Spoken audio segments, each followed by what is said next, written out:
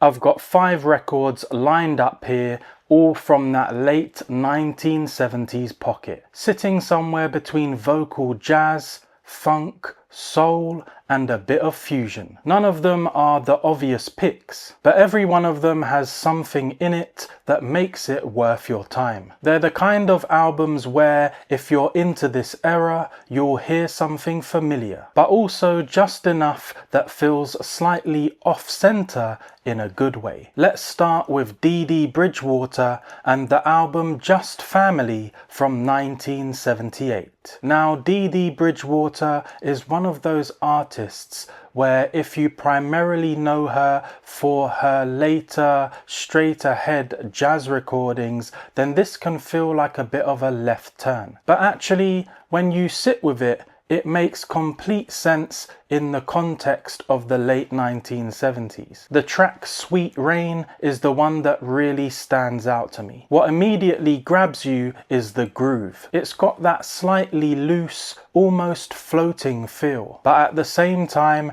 everything is locked in. The rhythm section gives the track a kind of gentle momentum, and over the top of that, you've got these subtle arrangement choices, keys, guitar textures that just fill the space without overcrowding it. And then Dee Dee's vocal comes in, and this is where it really clicks. She approaches it with a level of control that feels very deliberate. There's restraint there, but also a lot of expression in the phrasing. She's not pushing too hard. Instead, she lets the groove carry things and she just sits right inside it. Across the album, that balance between jazz phrasing and soul sensibility is handled very well. It never leans too far in one direction. You get moments that feel quite intimate and others that are more groove driven, but it all feels cohesive. It's one of those records that reveals more the longer you stay with it. Next up is Bobbi Humphrey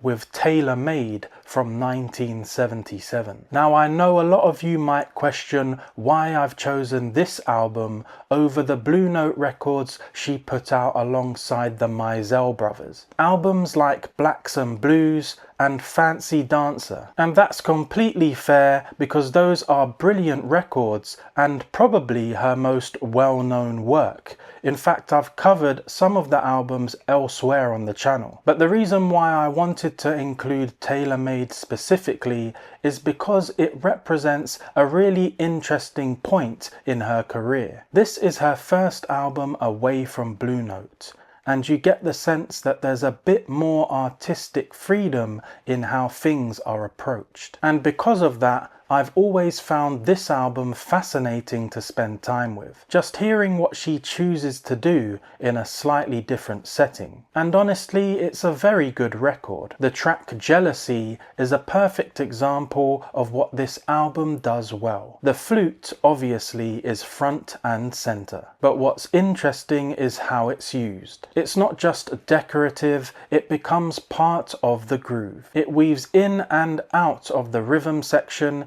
in a way that feels almost conversational. There's also a really strong sense of space in the production. Nothing feels rushed. The arrangements give each instrument room to sit properly, which allows the groove to feel more natural. And rhythmically, there's a lot happening underneath. It's subtle, but the way that everything locks together gives the track a kind of forward momentum. That forward motion keeps you engaged without it ever feeling busy. It's smooth, but there's depth there, and that's what makes it worth revisiting. Then we've got Michael Henderson, Goin Places from 1977. Now, Michael Henderson's background, especially his work with Miles Davis, is really important here because you can hear that foundation in how he approaches groove and space. The title track Goin Places is built around the bass line that does a lot with very little. It's not flashy, but it's incredibly precise. It locks everything together and gives the track its identity. Around that, the arrangement is quite minimal. You've got keys, guitar, percussion, but everything is placed very intentionally. What stands out to me is how patient the track is. It doesn't rush into anything. it lets the groove settle and then gradually layers in additional elements. That gives the whole thing a relaxed feel, but at the same time, it never loses momentum. Vocally, there's a strong R&B influence, but again, it doesn't feel like a shift away from jazz. It feels like a continuation of that late 70s crossover sound. As an album, Goin Places is very consistent. It sticks to its identity, but within that, there's enough variation to keep it interesting. It's all about feel, and it does that really well. Now the next one's a bit different.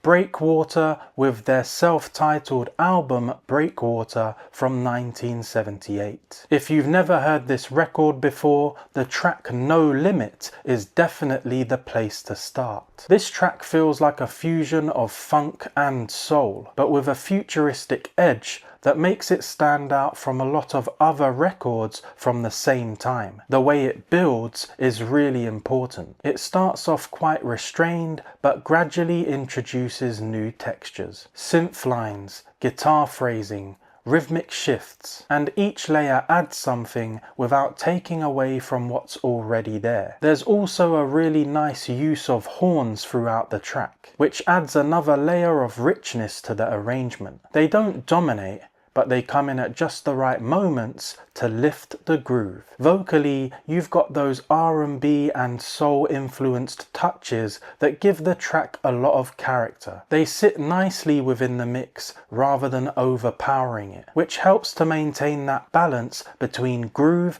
and atmosphere. And importantly, it's a very danceable track. Even with the more layered, slightly futuristic elements, it never loses that core sense of rhythm. There's always something pulling you along. Musicianship wise, it's very high level. You can hear that these are serious players, but it never turns into a technical showcase. Everything serves the overall sound. As an album, Breakwater feels a lot more exploratory than some of the other albums on this list. It's less about sticking to a formula and more about seeing where the music can go. And that's what makes it interesting. Finally, we've got Con Funk Shun with Secrets from 1977. This is probably the most immediately accessible record here, but there's still a lot of depth if you spend time with it. The track Secrets has that classic late 70s funk feel, tight rhythm section,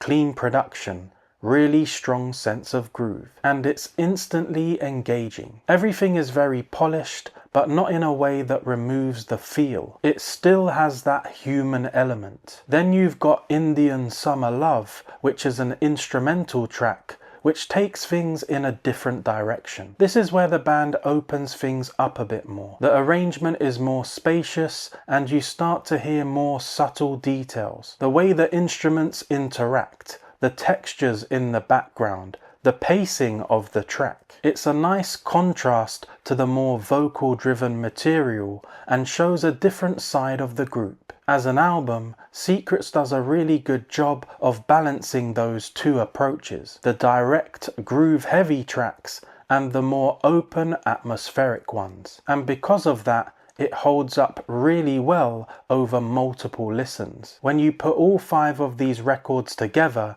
what really stands out is how much range there is within this late 70s space. They're all working within a similar blend of jazz, funk, soul and fusion, but each one approaches it differently, and that's what makes digging into this era so rewarding. If you've heard any of these, I'd be interested to know what stood out to you, and if not, definitely start with those tracks and give them a bit of time. These aren't always instant records, but when they click, they really stay with you. Also, if you have any vocal jazz, funk, soul and fusion album recommendations of your own, make sure you leave them in the comment section below the video. If you want to continue hanging out with me here on the channel, I'll pop a video in the corner for you to click on now. Other than that, I'd like to say thanks for watching and I'll see you in the next one.